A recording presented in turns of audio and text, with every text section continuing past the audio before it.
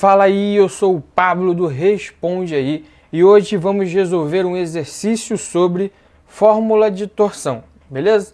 Vamos ver o enunciado, vamos entender quais são os objetivos e vamos resolver o nosso exercício, certo?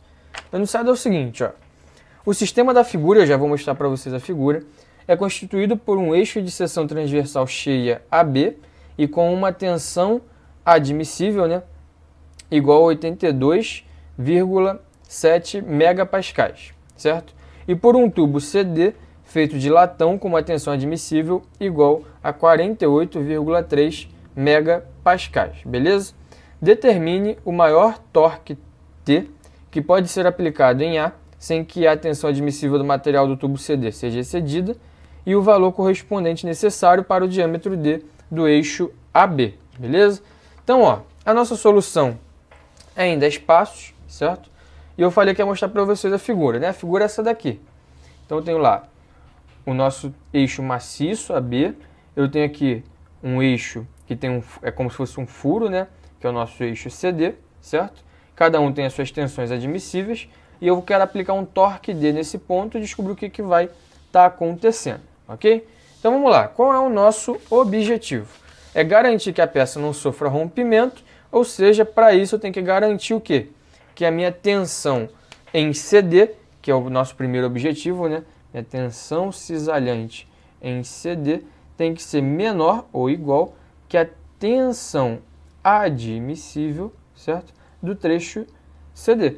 Se eu garantir isso daí, eu sei que não vai ter rompimento e eu consigo calcular quanto que vai ser o torque máximo aplicado sem que haja rompimento, tá? Beleza? O que a gente tem que lembrar disso? Ó? Primeiro, a gente tem que lembrar que para calcular o cisalhante CD é igual ao torque CD vezes o ρ dividido por 1J, certo?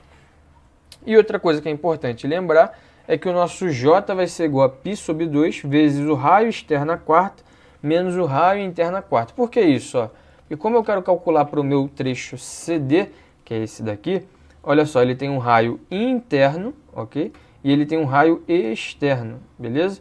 E aqui, ó, eu sei que o meu torque A vai ser igual ao meu próprio torque T, que vai ser o que vai ser transmitido lá para o meu CD, tá bom? Então, eu já sei que o meu J é π sobre 2 vezes raio externo à quarta menos o raio interno à quarta.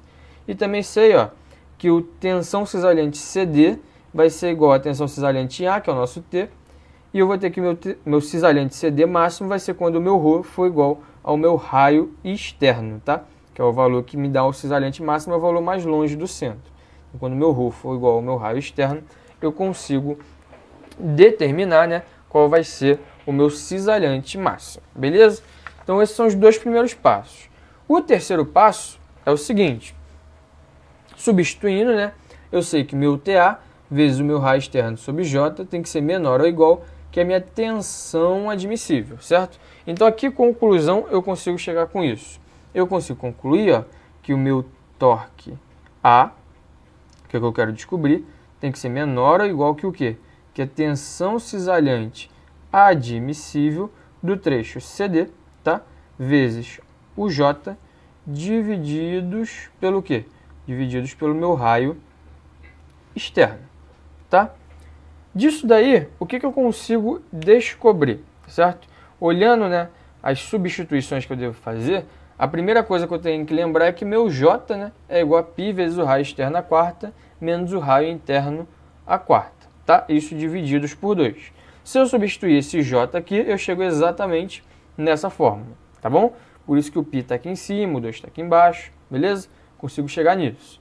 E eu também tenho que saber quanto que vale os valores da minha questão, né? Então eu sei que a tensão admissível em CD é igual a 48,3 megapascal, que eu ressaltei aí, ó, que é newtons por milímetro quadrado.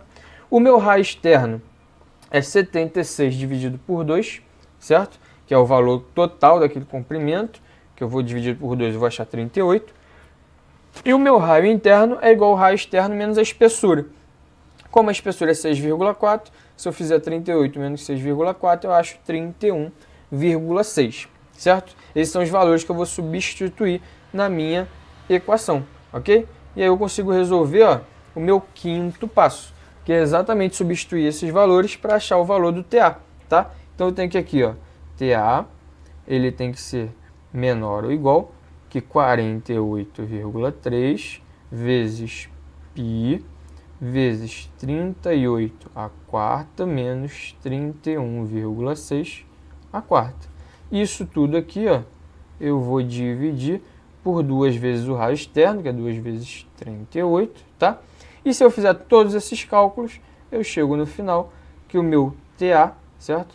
Que é o meu torque em A, tem que ser igual a 2,17 kN vezes metro, tá? Consigo calcular dessa forma quanto que vai valer aí o nosso torque em A, beleza? Se a gente continuar, qual é o próximo passo que a gente tem que definir? A gente quer que não rompa o trecho AB, certo? Eu quero saber qual é o raio que tem que ter o nosso trecho, ou o diâmetro, né? Que tem que ter o nosso trecho, para que ele não rompa com aquele torque que a gente aplicou. O nosso eixo aqui que a gente está olhando no caso é o eixo AB da nossa figura, certo? Que se a gente lembrar, era o eixo que era maciço, né? Que é exatamente esse eixo aqui. Então a gente quer saber quanto que vai ter que valer o diâmetro dele para esse torque aplicado, para que ele não sofra nenhum rompimento, beleza? Então, ó, como é que a gente vai fazer isso? A gente sabe, ó, que TA vezes o R do trecho AB sobre J tem que ser menor ou igual que a tensão admissível do trecho AB, certo? A gente sabe quanto que é o J?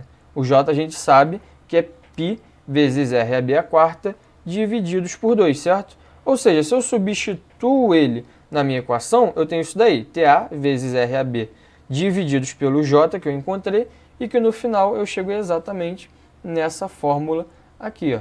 TA vezes 2 dividido por πRAB ao cubo tem que ser menor ou igual que a tensão admissível do trecho AB, beleza? Feito isso, ó, no nosso oitavo passo, a gente vai ter lá isolando RAB ao cubo, né? A gente chega exatamente nisso aqui. E o que a gente tem que lembrar? A gente tem que lembrar que o nosso RAB é igual ao diâmetro do trecho AB divididos por 2, certo? Fazendo essa substituição, a gente encontra lá no nosso nono passo que, ó, RAB ao cubo, eu passei o cubo para lá como raiz cúbica, então eu vou ter DAB dividido por 2, tem que ser maior ou igual que a raiz cúbica de 2 vezes TA, divididos por π vezes a tensão admissível do trecho AB, e então, isolando D, né, que, lembrando que esse D é o mesmo que DAB, vai dar 2 vezes a raiz cúbica de tudo isso daqui, ok? Quais são os dados que a gente tem? A gente tem, ó, que o TA é 2,17 kN por metro, que é a mesma coisa que 2,17 vezes 10 a sexta newtons vezes milímetros, tá? E que a tensão admissível do trecho AB é igual a 82,7 megapascal, que é igual a 82,7 newtons por milímetro quadrado. Se eu substituir esses valores dentro da fórmula que eu achei para o diâmetro, a gente encontra no final que o nosso diâmetro tem que ser maior ou igual que 51,1 milímetros, tá? Esse tem que ser o valor do diâmetro da nossa peça para que ela não rompa lá no trecho AB, beleza? Então, só recapitulando, nessa questão a gente descobriu primeiro, né, que quanto que deveria valer o torçor para que o nosso eixo externo não fosse rompido, tá? Então, essa era a primeira coisa que a gente calculava, quanto que deveria valer o torçor para que o eixo externo não se rompa, aqui no nosso desenho, ó, quanto que tem que valer esse TA para que esse CD não se rompa. E com o valor de TA que a gente encontrou, a gente calculava quanto que tinha que valer o diâmetro de AB para que ele também não rompesse, tá? E é muito importante você lembrar que para a peça não romper, eu tenho que garantir que a minha tensão cisalhante aplicada tem que ser menor ou igual que a minha tensão admissível da peça, tá? Então, no caso, eu fiz esses dois cálculos, usando esse mesmo conceito, um para descobrir quanto que valeria o torçor e o outro para descobrir quanto que valeria o nosso diâmetro, beleza? E aí, esse vídeo te ajudou? Responde aí!